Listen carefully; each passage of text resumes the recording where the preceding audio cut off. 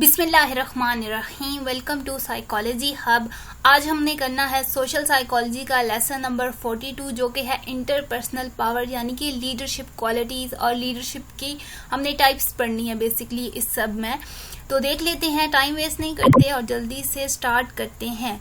सबसे पहले अगर लीडरशिप होती क्या है, leader of a group is the person who has the most impact on the group behaviour and belief, यानी कि वो इंसान लीडर कहलाता है किसी भी ग्रुप का जिसका ग्रुप के जितने भी फैसले होते हैं ग्रुप पे उनमें सबसे ज्यादा इम्पैक्ट और सबसे ज्यादा किरदार वो अदा करता है। According to the Pescosolido, the person who exert the most influence and provide direction and energy to the group is the leader. This is the person who initiate action, give order, doles out rewards and punishment, settle dispute between fellow members and pushes and pulls the group toward its goal, यानी कि वो बंदा जो अपने workers को इनाम देता है अगर वो अच्छी कारकर्दगी करती हैं और उनको पनिश करता है अगर वो सही से परफॉर्म नहीं कर सकते होते वर्कर्स के दरमियान, डिस्प्यूट्स को सॉल्व करता है और लोगों को इनकरेज करता है अपने गोल की तरफ। वो सब जिसमें ये सब क्वालिटीज होंगी वो एक लीडर कहलाएगा।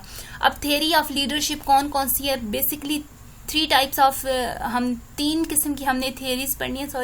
सबसे पहले the great person theory, then situational theory and then contingency theory. Great personal theory क्या होती है, क्या कहती है कि जो एक लीडर होता है वो एक बाय बर्थ ग्रेट पर्सन होता है और उसमें उसको पास गॉड गिफ्टेड ऐसी क्वालिटीज़ होती हैं, इंटेलेक्चुअल यानी कि वो इंटेलिजेंट होता है और उसमें ऐसी क्वालिटीज़ होती हैं कि लोगों को अपनी तरफ लोगों को मोटिवेट कर सके, लोगों को अपने व्यू पॉइंट की तरफ वो उनकी जो लोगों को अपने व्यू पॉइंट्स से आगाह कर सके और उन सब की वो अट्रैक्शन हासिल कर सके। The great person theory of leadership suggest that the leader possess particular characteristics. This perspective on leadership maintain that some people are born to lead and other are born to follow, यानी कि वो कहता है कि कुछ लोग पैदा ही lead करने के लिए होते हैं और कुछ लोग पैदा ही फॉलो करने के लिए होते हैं। According to this trait a great person perspective, some people are more clever, are more dominant than other, so they rise to the top, यानी कि कुछ लोग बाय बर्थ ही बहुत ज्यादा क्लेवर और बहुत ज्यादा इंटेलिजेंट होते हैं और वो हमेशा ही टॉप पोजीशंस पे रहते हैं। देन आगे चलते हैं, intellectually gifted individual often make very successful leader. In some studies of a small group the person who talked most, यानी कि इस पैराग्राफ में वो क्या कह रहे हैं कि बहुत सी ऐसी स्टडीज में देखा जाता है कि जब कोई भी ग्रुप डिस्कशन हो रही है जो ज्यादा बंदा बढ़ चढ़ कर हिस्सा लेता है वो ही लीडरशिप क्वालिटीज पे पूरा उतरता है और वो लीडर होता है। 2 other important traits are need to be for achievement and being perspective about the people's need, यानी कि जिसे लोगों की ज़रूरियात के बारे में एक अवेयरनेस हो, जो कि खुद अवेयर हो लोगों के प्रॉब्लम्स के बारे में और वो सॉल्व करने की तरफ उसके सॉल्व करने की तरफ ध्यान भी। ऐसा नहीं है कि वो जस्ट अपना पर्सनल ओपिनियन लेके चलता रहे, लोगों को भी साथ लेके चलना पड़ता है जब कोई भी एक लीडर होता है। The best leader seem to be people who are both strongly driven to succeed and successful maintaining good relationship with their follower, यानी कि उसके अपने जो फॉलोअर्स हैं उनके साथ अच्छे ताल्लुकात होने चाहिए, उनके व्यू पॉइंट्स को भी वो देखे। ये सब क्वालिटीज जिसमें होंगी वो एक अच्छा लीडर साबित होगा। ये कौन सी थ्योरी कहती थी, ये ग्रेट पर्सन थ्योरी कहती थी। A success of a leader is related to different traits. अब वो बात कर रहे हैं कि किसी भी लीडर इस तरह सक्सेसफुल होता है अगर उसमें ये वाली क्वालिटी हो, वो इंटेलिजेंट हो, need for achievement and being perspective about others need, strong interpersonal skills, confident हो, ऑप्टिमिस्टिक हो, take initiative in social situations. आगे चलते हैं, अगला जो पर्सपेक्टिव है वो है सिचुएशनल पर्सपेक्टिव, यानी कि ये थ्योरी कहती है कि सिचुएशन लीडर बनाती है। फॉर एग्जांपल अगर कोई थ्रेटनिंग सिचुएशन है तो जो बंदा थोड़ा सा ज्यादा प्रॉब्लम के बारे में जानता है, जो ज्यादा टॉकेटिव है, जो ज्यादा बढ़ चढ़ का हिस्सा लेता है, उसे लोग कहते हैं अच्छा तुम्हें वैसे भी ज्यादा पता है तो तुम लीडर हमें लीड करो, वो सिचुएशनल लीडर होते हैं। A second perspective on leadership hold that the situation create the leader. According to this situation perspective the person who become group leader is the one who happened to be in the right place at the right time, यानी कि उस वक्त की जो जरूरत होती है वो लीडर जो बनता है वो सिचुएशनल लीडरशिप क्वालिटीज के साथ वो सिचुएशन लीडर होता है। यहाँ पे वो एग्जांपल दे रहे हैं कि जब अडोल्फ हिटलर था वो इस तरह लीड किया था उसने कि Adolf Hitler rose to power in pre world war two Germany because citizen who had suffered military and economic collapse, यानी कि जो आवाम थी उन्होंने मिलिट्री की और इकोनॉमिक कोलैप्स इतना ज़्यादा देख चुका था कि वो चाहते थे कि जो भी हमारा लीडर हो वो बहुत ही ज़्यादा ऐसा लीडर हो जो बहुत ही इमर्जिंग हो और फोर्सफुल लीडर हो। तो ऐसे सिचुएशन में उन्हें अडोल्फ हिटलर लगा, जिसकी वजह से फिर लोगों ने उसकी बात मानना शुरू कर दी। Group frequently response to crisis by choosing a leader who is another circumstances might be perceived as too authoritarian, यानी कि उसकी पर्सनैलिटी बहुत अथॉरिटेरियन हो तब सिचुएशनल लीडर बनता है। Situational factor is tribal is who sit at the hand of the table can also affect who emerge as the group leader. Leadership and talking, अब leadership की और टॉकिंग की क्या है, जो कि हम पीछे भी कर चुके हैं कि टॉकेटिव बंदे थोड़े से ज्यादा लीडरशिप क्वालिटीज रखते हैं। Finally situational factor affect who talk the most in a group which in return affect who emerge as leader. ये भी वो कहता था कि जो ज्यादा बढ़ चढ़कर हिस्सा लेगा, जो ज्यादा बोलेगा एक ग्रुप में, तो वो लीडर के तौर पर इमर्ज हो सकता है। In one study of a talkiveness and leadership, 4 college men held a group discussion. After the discussion had ended, the 4 men rated each other traits like leadership. तो जिसमें यहाँ पे वो कह रहे हैं कि 4 बंदे थे, उन्होंने एक बहस की, उसके बाद वो एक दूसरे को रेट कर रहे थे कि किसने कितना कंट्रीब्यूट किया। तो फिर जो ज्यादा टारगेट था वो वही बंदा बना जो सबसे ज्यादा बोल रहा था, जो सबसे ज्यादा अपने पॉइंट्स क्लियर कर रहा था। In other words, a purely situational factor having nothing to do with the man's own personality cast him in the role of a group leader. यानी कि इसमें पर्सनैलिटी की, अपनी ट्रेड्स की कोई बात नहीं होती, बल्कि उस वक्त में जो अच्छी तरह परफॉर्म करे किसी भी सिचुएशन में, तो वो सिचुएशनल लीडर के तौर पर सामने आता है। कम्युनिकेशनल पैटर्न क्या है? Communicational pattern is another situational factor that is important in making personal leader. Some groups corporate and government bureaucracies have formal establish patterns of communication. यानी कि कम्युनिकेशन कैसे, कम्युनिकेशन चैनल बेसिकली क्या होती है, यहाँ पे उन्होंने इतना ज्यादा एक्सप्लेन नहीं किया हुआ। यहाँ पे उन्होंने कुछ कम्युनिकेशन पैटर्न के बारे में बताया हुआ है, जस्ट आप नाम याद रख लें कि आप तो शॉर्ट में आ सकता है, वरना इसकी ज्यादा इंपॉर्टेंस नहीं है क्योंकि इन्होंने खुद भी एक्सप्लेन नहीं किया हुआ। Several different possibilities group communication networks क्या रोल प्ले करते हैं। People occupying central position emerge as a leader than peripheral, यानी कि जो बंदा सेंटर ऑफ अट्रैक्शन होगा, जो ज्यादा, वही बात है कि टॉकेटिव होगा, बढ़ चढ़ कर हिस्सा लेगा, वो लीडर के तौर पर इमर्ज होने के उसके चांसेस ज्यादा बढ़ जाते हैं। आगे चलते हैं, जो कि है दी कॉन्टिजेंसी थ्योरी ऑफ लीडरशिप। ये क्या कहती थी? According to the contingency theory of a leadership, the group member who act as leader is contingent or dependent on what the group need to accomplish. यानी कि ग्रुप की needs को देख के चलने वाला बंदा जो है वो कॉन्टिजेंसी लीडरशिप पर पूरा उतरता है। According to the contingency theory of leadership, potential leader differ in whether they are task oriented और relationship oriented.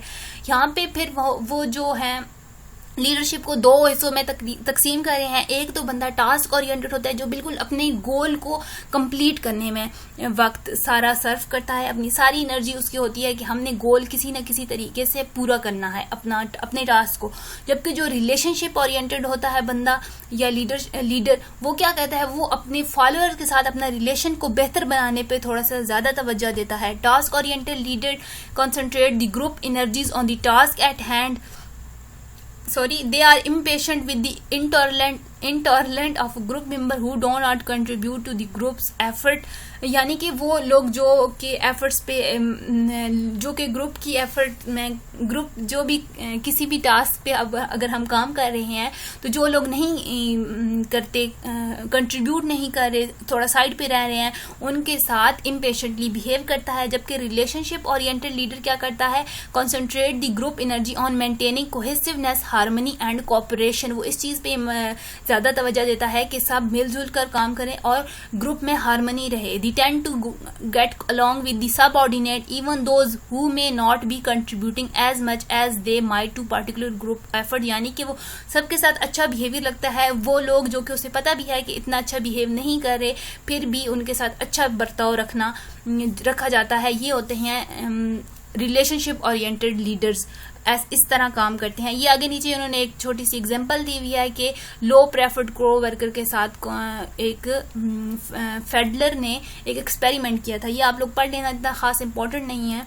Predicting leader effectiveness, who make the best leader, someone who is task oriented or someone who is relationship oriented। यानी कि अब वो next question क्या है कि कौन अच्छा लीडर होता है।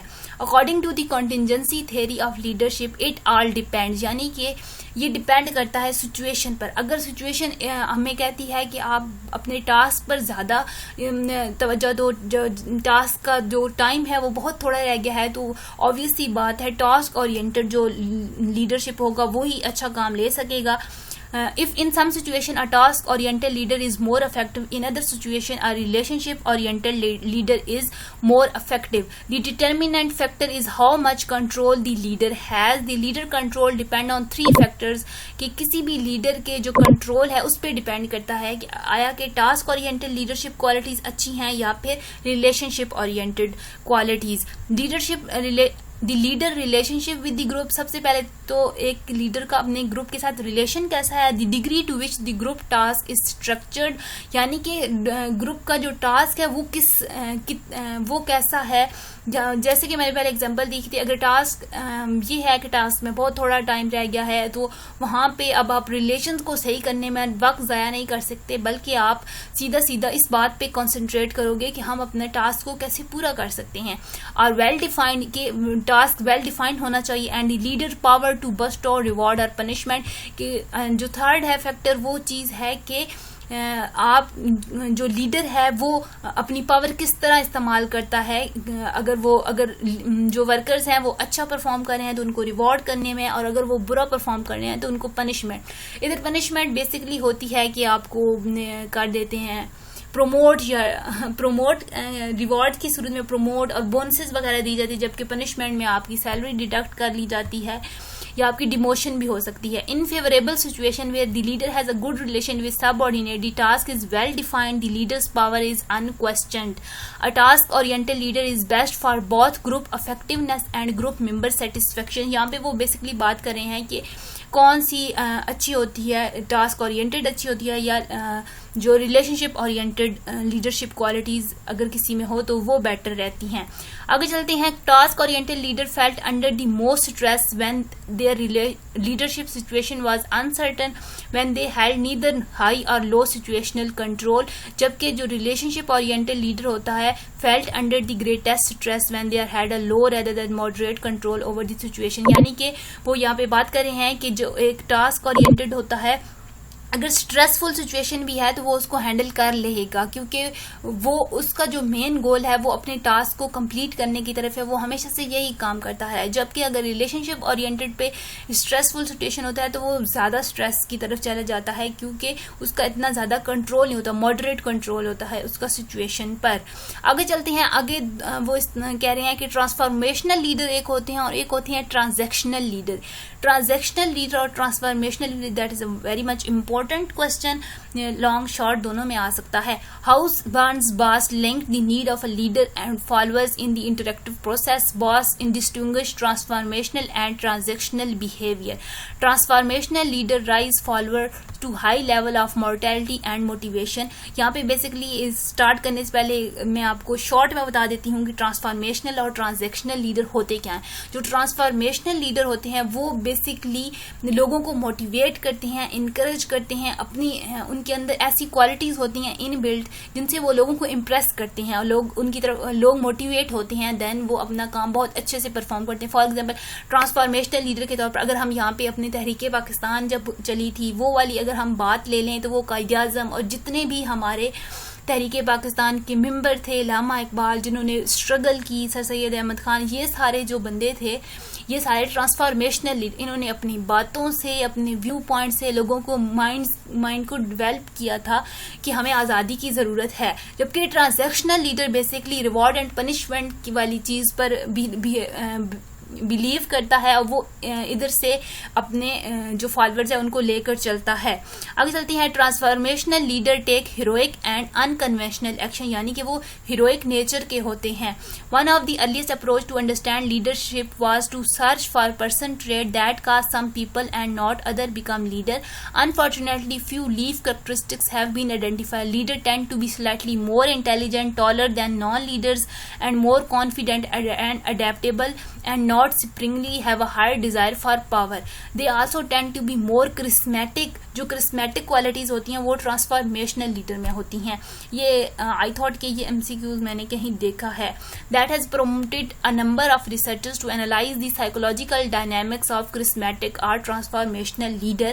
आगे चलते हैं, ट्रांसफॉर्मेशनल लीडर क्या होती हैं? आर ट्रांसफॉर्मेशनल लीडर चेंज और transform the outlook and behaviour of their followers which allow them to move beyond the self interest for the good of the group और सोसाइटी, यानी कि वो लोगों को इस तरह मोटिवेट करते हैं, लोगों के साथ बातें करके, अपने व्यू पॉइंट क्लियर करके के लोगों के अंदर खुद से इंटरेस्ट डेवलप होता है उनको फॉलो करने का। Some great leader of the 20th century inspired tremendous changes in their respective society by making supporters believe that anything was possible if they collectively worked toward a common good.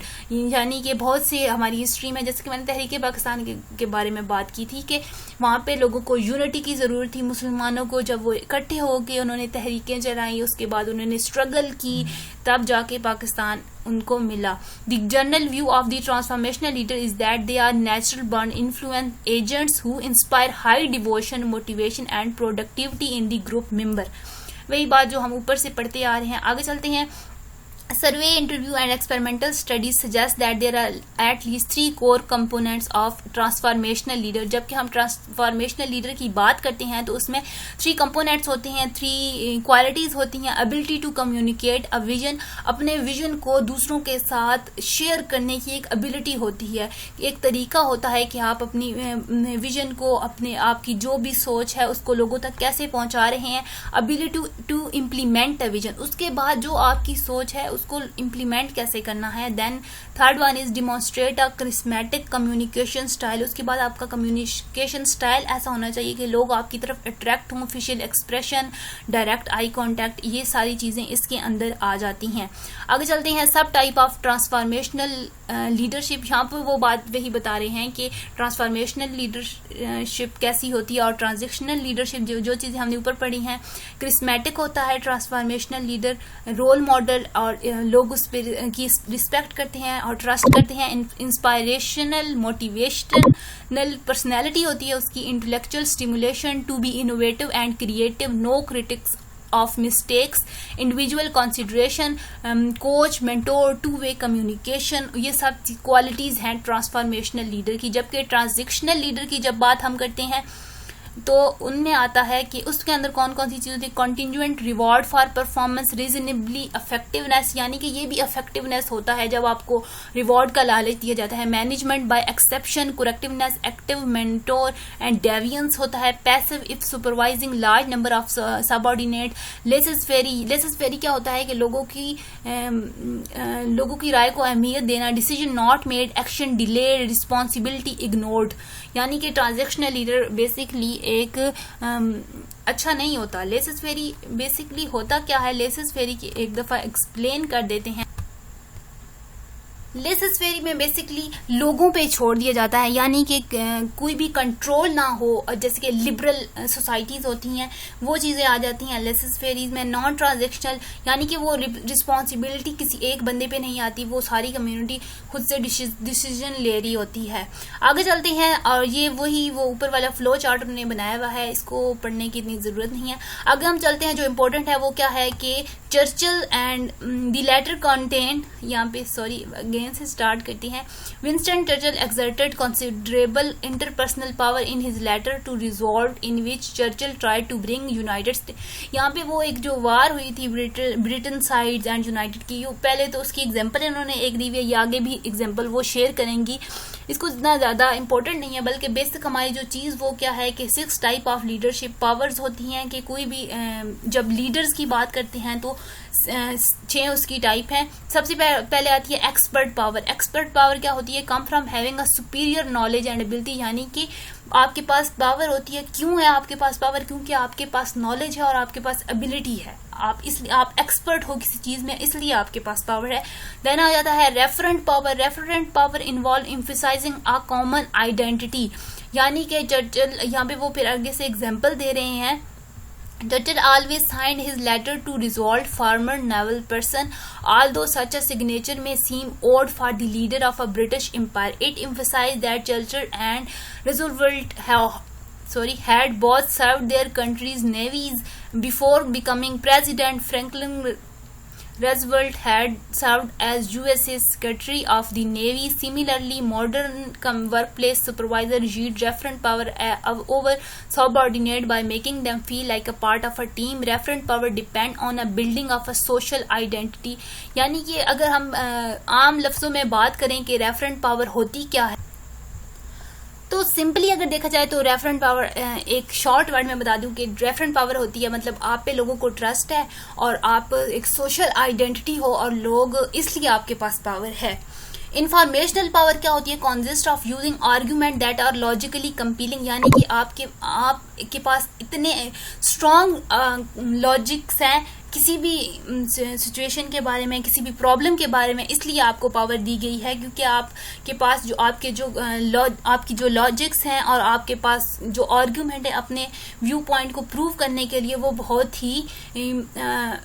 बहुत ही कंपीलिंग है, यानी कि आपके पास किसी भी problem के लिए information totally आप इन्फॉर्म्ड हो, आपके पास मुकम्मल इंफॉर्मेशन है, इसलिए आप इंफॉर्मेशनल पावर होती है।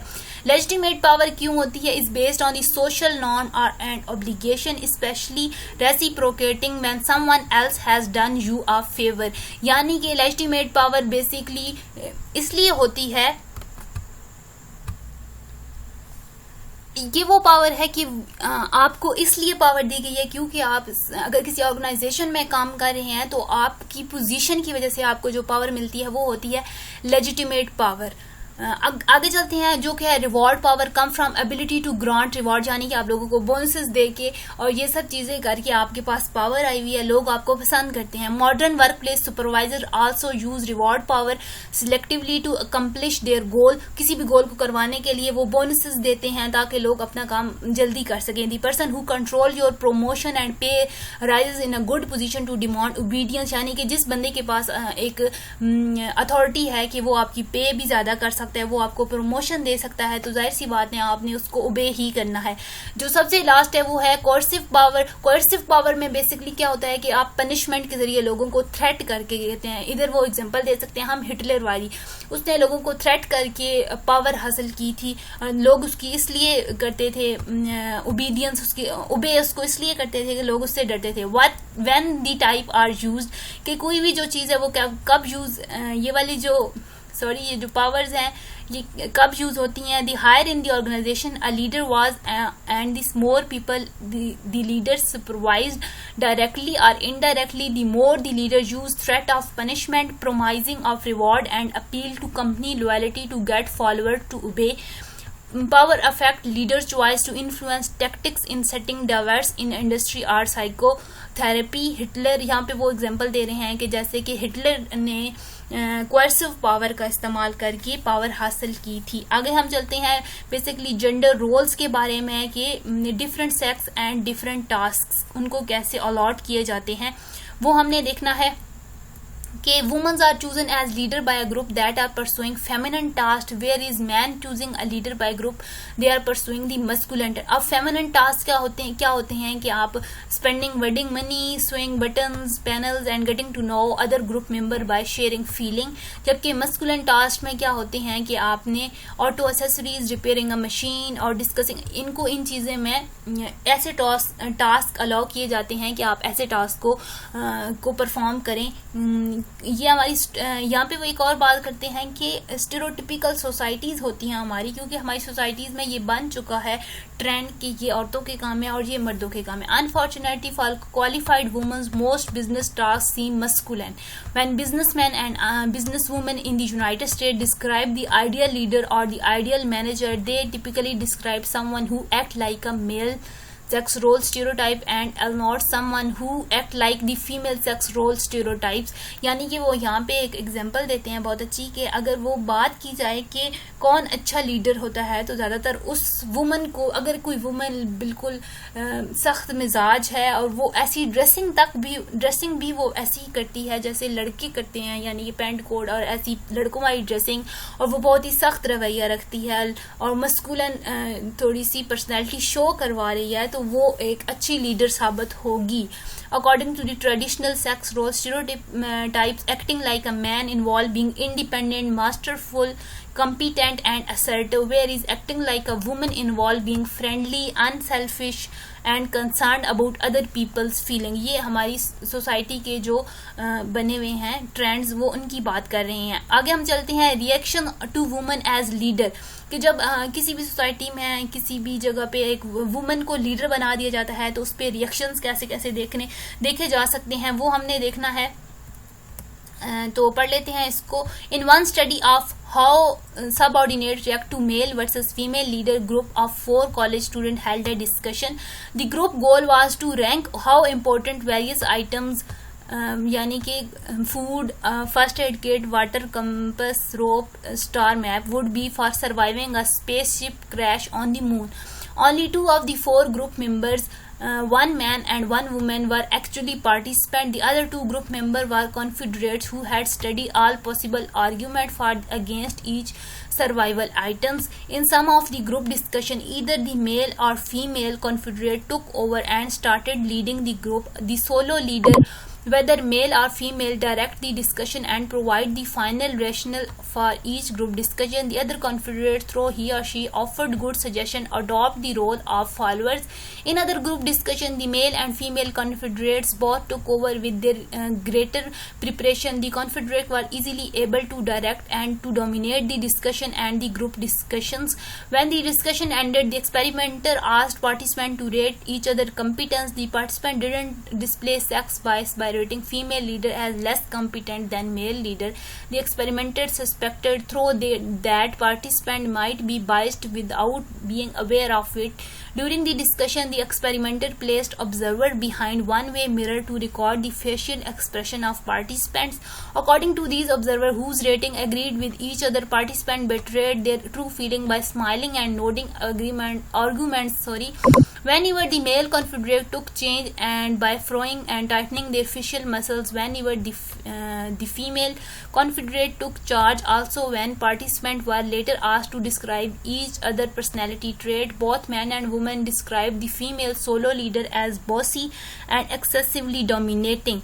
यानी भाई ये जो है ये उनकी फाइंडिंग निकाली गई थी. टाइम ही वेस्ट किया, इतना बड़ा पढ़ के कुछ भी नहीं था इतना खास important. When she talked more than everyone else and forced the group to be task oriented, which she had to do, become a solo leader. The female solo leader violated sex role expectation and earned the condemnation of other group member.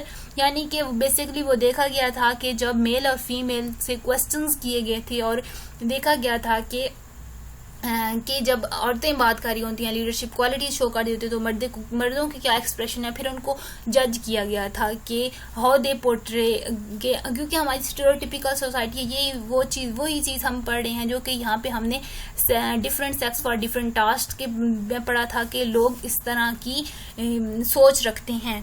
तो वही facial expression उन्होंने देखे थे कि कौन कैसा behave करता है. तो इसमें ऐसा कुछ भी खास नहीं है. होप सो आपको समझ आ गया. अगर समझ आ गया है तो लाइक शेयर एंड सब्सक्राइब कर दिया करें. टिल देन अल्लाह हाफिज. अगले लेक्चर में मुलाकात होती है.